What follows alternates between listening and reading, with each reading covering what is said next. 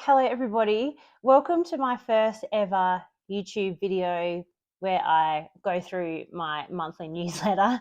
I just thought it might be a good idea because if you're like me, I don't really love reading stuff, and especially when there's just so many words, I'm like, nah, I'll do that later, and I never actually read it. So I thought, let's try and video it. You can listen to it, you can watch it if you so desire. If you're going for a walk, if you're in the car, you can just have a listen. I will read it out to you. I'll give you a little bit extra context where I can as well. Just in the notes down below, you can, I'll tell you at what point each subject starts. So if you want to skip forward to a certain topic, then just go ahead and skip forward and you don't have to listen to the whole thing. I just wanted to also say a big thank you to all of you. If anyone is, I don't even know if anyone is going to listen to this, but to those of you that are listening, thank you so much. It really means a lot to me as I'm just starting out this business. I'm very passionate about this business. I enjoy it so much, and I enjoy it even more when I know that people are actually getting something out of it. So thank you to you all, and thank you to you all for supporting me, being on my newsletter list, and obviously following me on Instagram. So thank you so much. So in this month's newsletter, I talk about New Year's resolutions. I talk about 4 weeks alcohol free, which is now nearly 5 weeks alcohol free, and my experience so far, mindset barriers and practical considerations around that. That was a follower request, and this was also a follower request. When does macro tracking lead to food obsession, and how to avoid? That one was quite interesting to answer. I also give you a recipe at the bottom, which I will not read out to you, but you can just check that out on the actual newsletter. It's a really good recipe. I get it out of a macro um, recipe book, and if you're going to make them, I just suggest allowing at least 2 because they are absolutely tiny.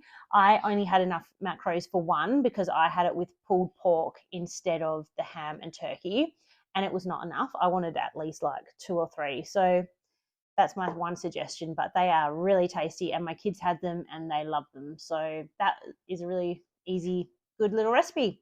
So let's get into it. So the first topic I'm actually going to talk to you about is 4 weeks alcohol free and my experience so far. So in terms of differences that I have not felt any major differences in terms of physical, mental, anything like that. The main thing I've noticed is, well, it's more that what I've noticed hasn't happened, which is I haven't had any days or mornings where I'm feeling super tired and groggy and don't want to work out because I had a couple too many drinks the night before. So that has been worth it for me. I've just been even every day, and my sleep has not been knocked around. Without fail, if I have more than 2 drinks, that my sleep that night is really bad and I feel tired the next day. It's just the way it is. It's always been like that. I don't get as much deep sleep, and it knocks me around. So it's just not worth it to me in that, from that respect. So I'll give you some context around why I did it. So back in my 20s, I would drink pretty much every weekend, sometimes during the week. I've only ever drunk in social situations, never alone. Reflecting back, I would say I drank way too much as a young lady. I would binge drink and end up messy and blacking out some nights, which is obviously not good at all. Looking back, it was actually quite scary. Some mornings I would wake up and I wouldn't remember how I got home. I was a really big drinker socially. I hung out with a lot of people that were big drinkers. We had a lot of fun, don't get me wrong, but it was just a lot of alcohol.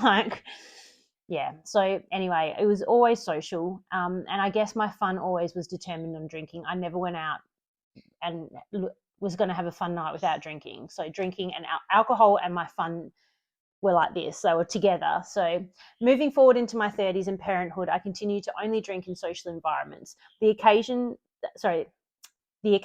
were less around partying and more around catching up with friends and family.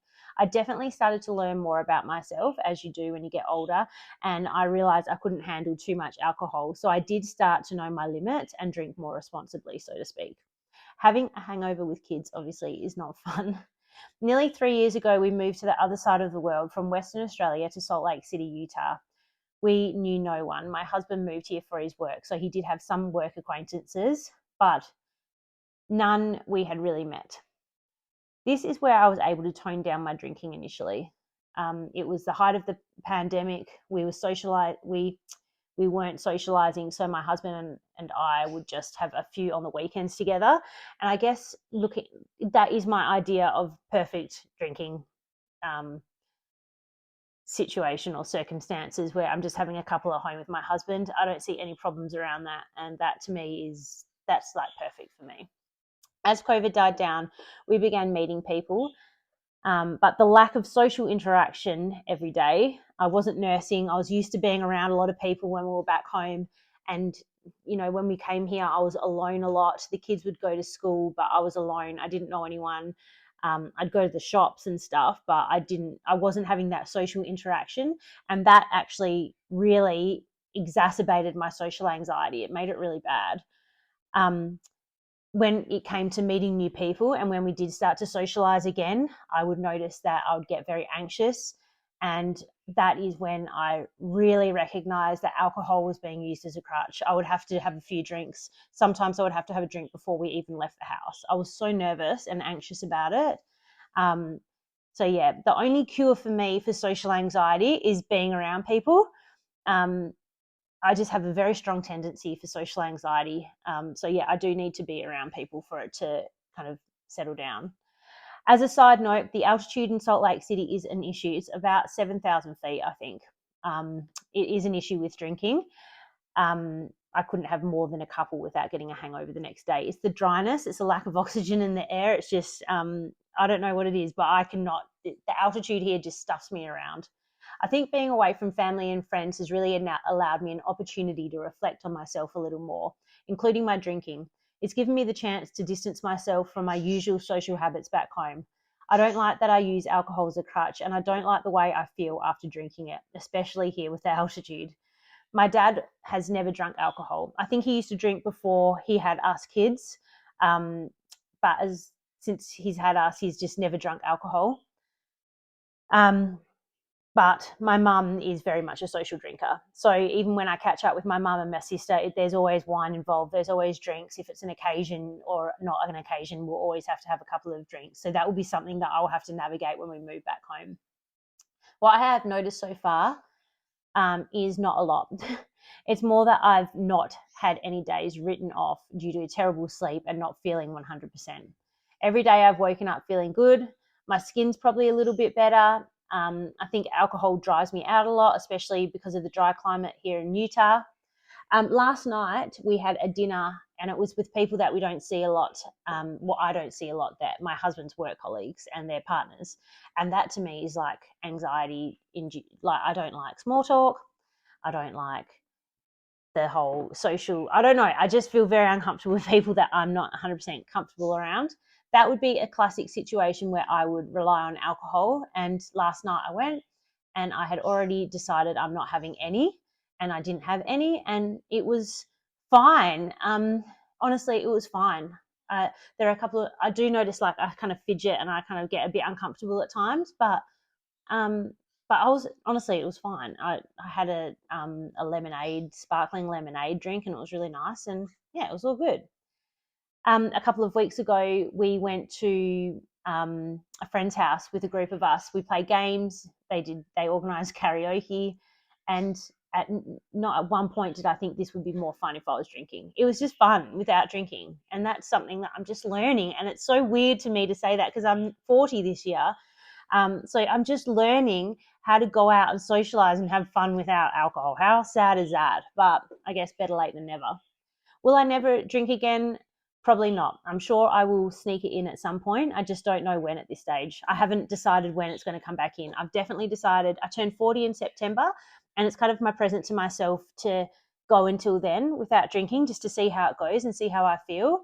But yeah, I don't know when I'm going to have another drink at this point. I have noticed that not drinking in social situations actually makes other people feel more uncomfortable than me.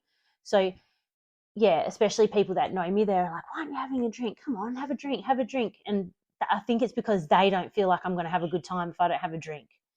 I don't know. It makes them feel quite uneasy. And then I feel bad that they're feeling uneasy. So I feel like I need to have a drink. But now I'm just hoping that people get used to the idea that I'm not drinking. So Anyway, everyone's relationship with alcohol is different. For me, I'm just interested to see how this goes, and I'm just going to keep learning a little bit more about myself. I have said we go on a couple of vacations this year, and I have said that if I really feel like it when we're on vacation, if I want to have a couple, I can have a couple. But if I don't feel like it, I'm just not going to have any. So we'll just see how that goes. That is the alcohol situation. You are up to date. Would love to know your thoughts and where you are with alcohol and like what your relationship is. Oh, I've just noticed my earrings undone here. With alcohol, if you want to comment below or message me or anything or reply to this email, that would be awesome. I'd love to know where everyone's at with their journeys. My next one we're moving on to now is a word on New Year's resolutions. So, I'm sorry, I just had to check that we're actually recording because that would be so annoying for me to go back and do this all over again. Okay, New Year's resolution. So we're now we're actually nearly at the end of January, which is actually super scary. We're 1/12 through the year 2024. It's a conversation that comes up every year. And I would love to hear from any of you if you have ever successfully implemented a New Year's resolution. For me, I have never followed through with a New Year's resolution. I used to come up with like big ideas, never, big ideas, and at the start of the year and never follow through with them. Let me just read what I wrote. So I don't believe in them at all. I have never successfully implemented one. I remember in my 20s thinking that I could and would come up with some crazy ideas like, I'm going to start journaling, which would never eventuate. The other day, I actually heard on the radio that January 17th is the official Ditch Your New Year's Resolution Day. 17 days, just under 3 weeks. I sort of believe it, judging on the busyness of the gym. At the start of January, the gym was absolutely packed, and now it's kind of back to normal, so probably about accurate. So why then don't New Year's resolutions work? Most often people have grand ideas. For example, save money, lose weight, be more present with their kids, start journaling, get more daily movement in, eat better. They're all really good ideas and I am all here for them. But what's missing? A clear goal and an action plan. Let's use the idea of lose weight as an example, a very common one and kind of appropriate to my business, I guess. If someone came to me saying that this was their New Year's resolution, here's what I would say. That is a great idea, but what's your actual goal? How much weight do you want to lose? By when? How exactly are you going to do that? And do you have a plan in place? The best thing to do with grand ideas is to flesh them out a bit. I'm picking up typos as I go. I'm sorry, this is really bad. Take some time to sit down and actually establish a clear goal. So clear that you can visualize it. Now, don't just have the vision, have the why fleshed out as well. Why is this important to you? How would it change your life once you reach this goal? What have you tried in the past and why didn't it work? This is all so important to actually have the goal really clear in your mind, a vision, some structure, some context behind it, the why, everything. Make it as clear and defined as you can. And the more emotional buy-in you have to it, the more likely you are to actually follow through with it. This is where SMART goals can come in handy. So I don't know if I've talked about this before, but I'm going to do a refresher. So SMART is an acronym for specific, measurable, attainable, relevant, timely. Specific, make the goal specific. So make it really clear in your head.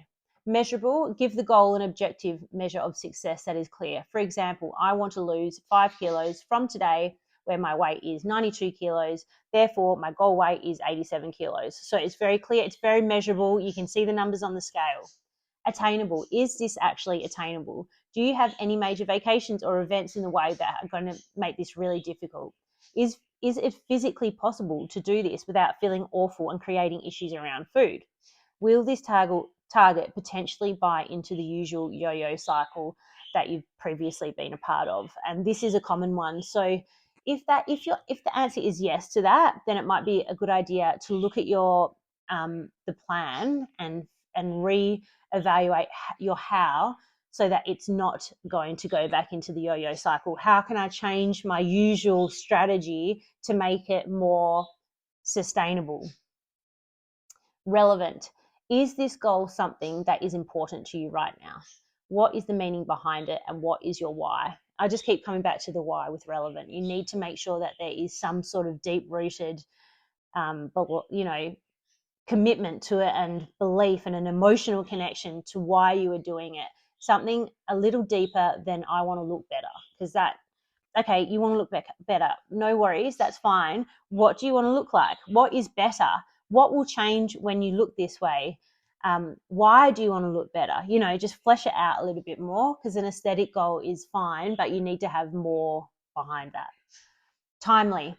This is the deadline component. It may be an end date. For example, I want to lose 5 kilos by May 31st, 2024, or it may be a series of milestones along a timeline. For example, 5 kilos by May 31st, 10 kilos by August 31st, where there's a plot with goals along the way measured along a timeline. Now that you have your goal fleshed out nicely, how are you going to do it? Let's put an action plan in place. This is the day-to-day task you can carry out to help you get to your goal. For example, a step goal and a calorie goal each day. How will you get the steps? I will park further away from work. I will go on a 10-minute walk after dinner. How will you track the calories? What are you going to eat? Planning in MyFitnessPal, all of that stuff comes into it. So the plan is super important, and it's got to be something that you can do every day. As you can see, New Year's resolutions most likely fail because they are ideas. Big ideas minus any clear goal or plan. I also feel that you can create these ideas at any point in the year. So why only do it December 31st? Create your idea, define your goal, and get planning today. There's no reason why you have to start for a new year. You have to wait, for a new year to start. Just you can get an idea at any point and get started whenever. So that is my thoughts on New Year's resolutions. Love to know what your New Year's resolution is. If you have one, if you have some goals this year, would love to know. Comment below so others can see. And then we're going to jump straight into the next topic, which is mindset barriers and practical considerations. So mindset around weight loss and fat loss is a really big topic. There are so many different subtopics within, and there are so many different mental barriers. Sad story, I got up to mindset barriers and then my phone ran out of storage. So here we are back again. I'm going to try again, and I'm really sorry. Next time I'll make sure I have everything lined up properly so we don't have to do this. But so let's get into mindset barriers. So this was a request from a follower. Mindset is probably something that is really common. Mindset issues are something that are really common when it comes to weight and fat loss. And honestly, you can get so much out of some coaching around this. I have coached a few people around mindset stuff with fat loss, and it works, and it works immensely, and they have light bulb moments, and they're able to clear a clear path to move forward with their journey. So I do recommend addressing it if you do have any hurdles. There are so many, and it was hard to choose a few because obviously I can't put too many into this. It's a broad topic. There are many mental barriers. There are subtopics for each mental barrier. They're individual to the person. They can be completely individual to the person. I'm just going to address a few common ones, but reach out if you do have any barriers that you think that you might need help with, and I can certainly get you on the right track with these. So the first one I'm going to do is limiting beliefs. Limiting beliefs are basically limiting thoughts about ourselves that we truly believe that become a state of mind. So basically you have the thought, you might have an experience, and then you have the thought, and then this is perpetuated ongoing where it becomes a true deep-rooted belief about ourselves. For example, I will never lose weight. It's easy for someone else except me. I have bad genetics that are stopping me from losing weight. I've tried before and it just doesn't work for me. These can be extremely ingrained within our psyche to the point we live and breathe this belief about ourselves. Sometimes we might not even realize that we're doing it. Limiting beliefs can be hard to shift. The first step is obviously going to be awareness. Being aware that this is a belief you have about yourself, and that it is in fact stopping you from reaching your goal. So once you realize that you have got that limiting belief, that is it's a big step. So don't underestimate that. It might take you a little while from having that realization to actually doing something about it, but actually having the realization is really important. And yeah, it can take time, but it's good to just know and acknowledge it. So it is important to start a new narrative, telling yourself repeatedly that you can and that you will. Once you start building some momentum and getting results, your brain starts to realize that it is possible, and that limiting belief starts to diminish. So to be honest, the best treatment for limiting beliefs is just shifting the narrative, doing, pushing through that negativity that's in your mind, pushing through, doing, seeing results, and just proving to yourself that you can, and literally just shifting the narrative in that way. You've just got to create some new proof around it. Barrier number 2, all or nothing thinking. This is really common, and I have discussed this in a previous newsletter, I think. It can be hard to kick and sneakily make its way back into your life if old habits start creeping back in. So you can get rid of it, but then it can be really easy for it to come back into your life. I have worked with a couple of people with this type of thinking. It is super common, but it's not that difficult to actually put steps in place to make it better. So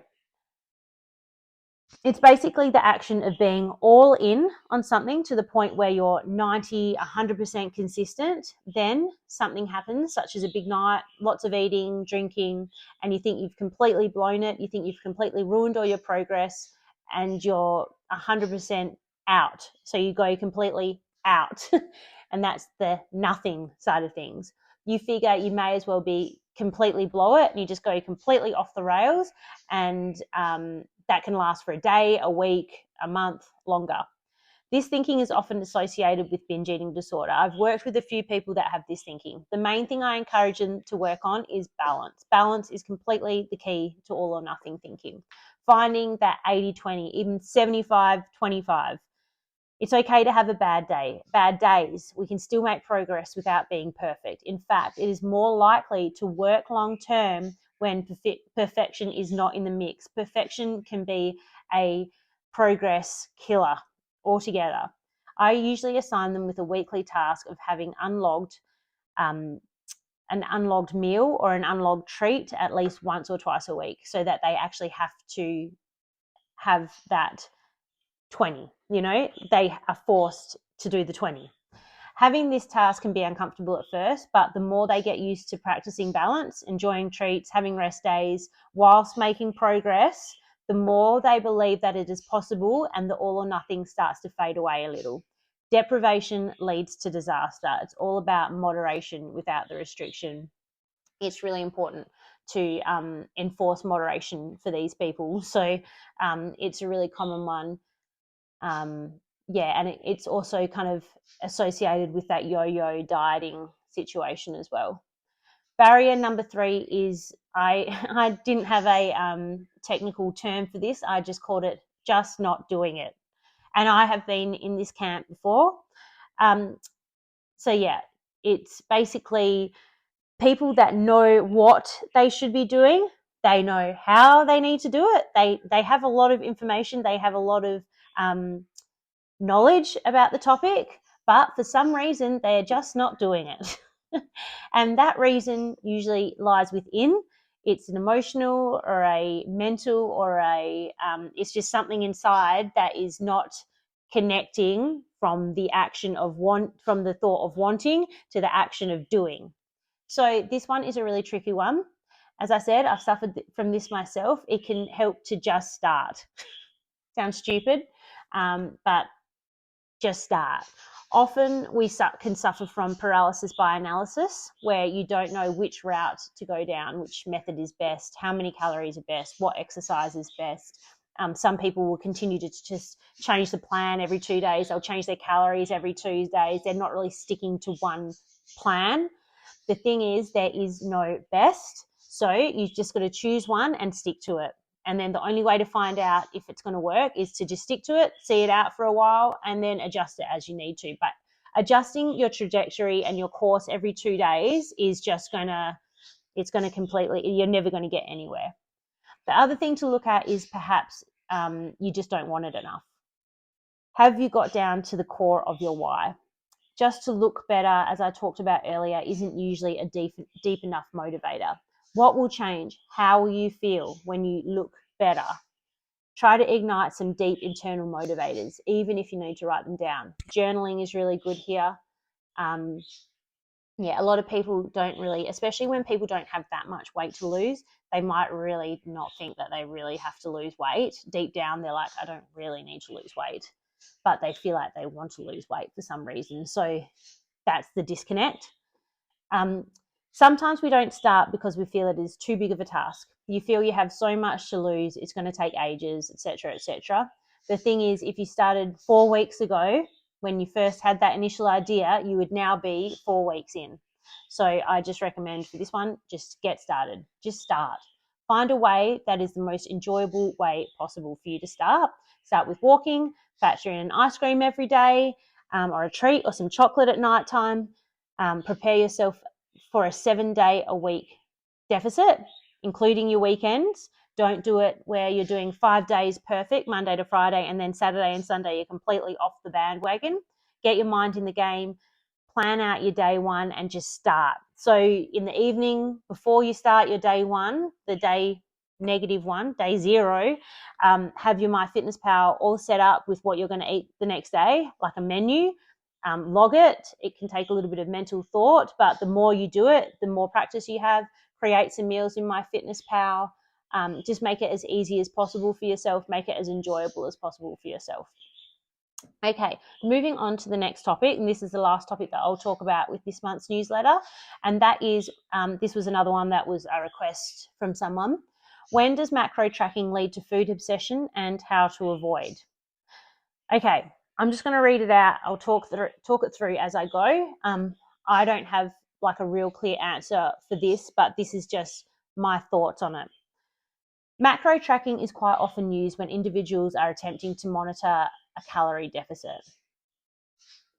The 3 macronutrients, carbs, protein, and fat, make up our caloric intake for the day. So carbs and protein both have 4 calories per gram, and fat has 9 calories per gram. The question of how to avoid food obsession whilst macro tracking has been brought up by a follower on Instagram, and I will try and address it below. There is some advantage to having set macro goals. For example, someone with a rigorous training program may need a higher carb to fat ratio for energy in the gym. Someone that is having issues around fertility can actually benefit from having a higher healthy fat intake. I have had a few people with good results just by increasing their healthy fats. However, in terms of fat loss for most people, looking closely at carbs and fats is not really necessary. I usually inform my clients to concentrate on their overall calories and then protein. Carbs and fats can fall according to personal preference. For fat loss, when that is the main goal, calories are number 1. So if this whole puzzle of carbs, fats, protein is just giving you a headache and you can't make it all work, then just forget about it and just stick to your calories. Protein is a close second. This can make sticking to a caloric deficit less confusing, more flexible, and more enjoyable, meaning that it's easier to adhere to long term. Now, back to the question at hand. If someone had the primary goal of losing fat, I would highly recommend forgetting the daily carbs and fats totals and just concentrating on overall calories and protein, like I just said. This way, you're removing part of that jigsaw puzzle where we try to balance out all of the macros when it really doesn't matter at the end of the day. Second, I hate to say this, but there will be some level of obsession around food needed initially in order to get that under control. So the payoff is you will get mental and food freedom in the future, but for now, you do need to have some level of obsession, especially if you're a newcomer. You will need to become a little bit obsessed around food, and what's going in your mouth. Why? Because this obsession right now is teaching you portion control. It's teaching you quantities, the ability to estimate calories in foods, how to establish meals around protein, how snacking can completely blow your budget, the importance of fiber. I always say the end goal should be to eat intuitively whilst living in maintenance. We notice we've gained a few pounds. We know how to skim some off the top through food intake.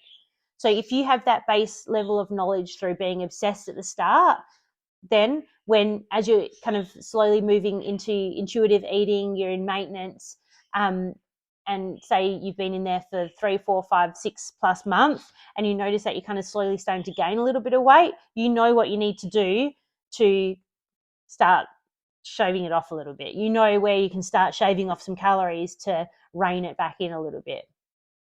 So how do we do this? By being obsessive with our tracking in the learning stage, as I call it, the beginning stages, the learning stage. When we start out on this fat loss journey, everything is a learning curve. We need to be onto it, as we don't actually know the estimated totals of foods yet. We should be measuring everything, weighing everything. However, once you know how to do it, you can always come back to it as needed, to be used as a tool periodically. And it is such an important tool to have. I just can't recommend it enough. It's a great experience. Even if you just do it for 7 days, you will see how much is in your food that you're eating, and it's a really good lesson. Once we've lost some fat, we've lived here for a few months, and we are ready for a break, we graduate from this stage, and we start slowly reversing our calories back up into maintenance. This is where we are becoming more intermediate in our level of knowledge. This is where we start playing around with the idea of eating intuitively. For those of you that don't know, maintenance is, excuse me, it's that stage where the amount of calories that you're consuming are roughly the same as the amount of calories that you're expending. And by expending, I don't mean exercise. I don't mean exercise. I don't mean walking. I mean by existing. So yes, it's exercise, it's walking, but it's also just breathing, your heart rate. Me doing this right now is expending energy. So it's just living and existing. So that number of calories is around about the same as what you're eating. So that's about your maintenance, and it's not a specific number, it is a range. And it will vary day to day. Some days you'll be more active than other days. So it's across a week, it's just a range. So we can take educated guesses based on that knowledge we built in the learning stage, in stage 1, as to what and how much we can eat. We know hunger cues, we know roughly how to get our protein into each meal, we can better listen to our bodies. This should be where you can loosen the reins and let go of that food obsession. You will no longer be hungry, food focused. Your body will be in a fed state, and this makes food less on the forefront of our mind. So when you do reverse out and you're no longer in that diet deficit stage where you're meticulously tracking everything that's going in your mouth, you are in maintenance and your body has enough food. You're not your body, your intuition doesn't tell you to go and look for food because you're not eating enough every day. I don't know if you guys know about homeostasis, but it's this level of equilibrium that our body likes to live in. So, if we're dry, if we haven't had enough water, we will have thirst signals that tell us that we need to go and drink some more water. It's the same with not eating enough in a deficit. We will have all these signals that start to appear telling us that we need to eat more. This can come across as like brain fog, hunger, anxiety. This is biofeedback. So when you bring your calories up to maintenance, you no longer have all of those signals that throw you off and make you look for food here and there, because your body is getting enough food. It's in a fed state. So the food obsession naturally will subside. So that is the beauty of it. That's where we want to aim. We want to aim to live in maintenance. We don't want to live in a deficit forever. It's not a good place to live. If this food obsession is carrying over into your life on a long-term basis, I would highly recommend seeking out some professional help as to how to get out of that. Because obviously this is just my suggestion, but it might not work for you. So yeah, definitely seek out professional help if it's taking over your life, because that is not a way to live. It can be a very slippery slope.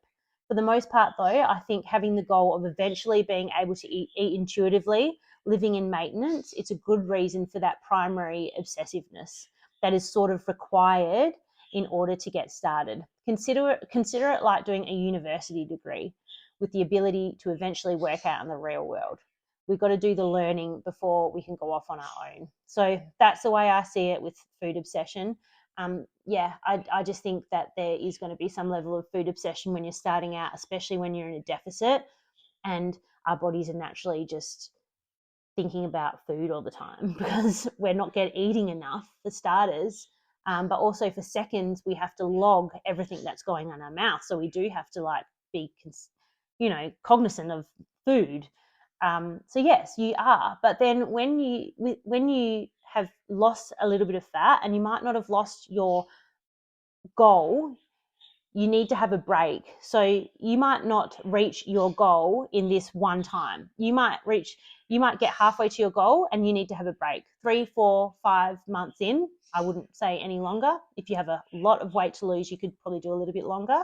But for most people, no more than 4 or 5 months max in a deficit.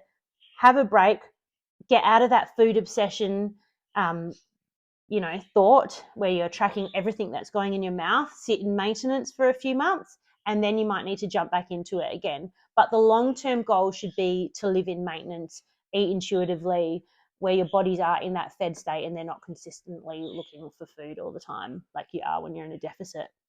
So that is this month's newsletter. I hope you guys got something out of it, and I would love to know your thoughts. I'd love to know your thoughts on me doing this as a YouTube video.